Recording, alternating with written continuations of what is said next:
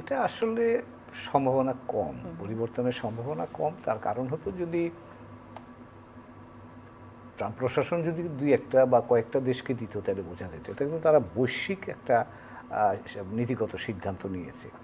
আর তার চাইতেও যেটা মার্কিন তার যে ফিলসফিটার পেছনে যে দর্শন, সেই দর্শনটা হচ্ছে যে তিনি মার্কিন যুক্তরাষ্ট্রে বিনিয়োগ আকর্ষণ করতে চান। তিনি চাচ্ছেন যে সব মার্কিন কোম্পানি বাইরের দিকে চলে গিয়েছিল, বিশেষ করে ধরেন চীন, ভিয়েতনাম, ভারত, এরা আবার মার্কিন যুক্তরাষ্ট্রে ফেরত যাক। এবং এখন কিন্তু ইতিমধ্যে কিন্তু একটা কোম্পানি কিন্তু যারা বড় বড় কোম্পানি তারা কিন্তু এটা চিন্তা করছে যে বাইরে থেকে গেলে আপনার ডিউটি দিয়ে ঢুকতে হবে। আপনি যদি ওখানেই প্ল্যান করে ফেলেন মার্কিন যুক্তরাষ্ট্রের ভেতরে, কারণ মার্কিন যুক্তরাষ্ট্র কিন্তু এখনও পৃথিবীর সবচেয়ে বড় বাজার, এটা আমাদের মনে রাখতে হবে।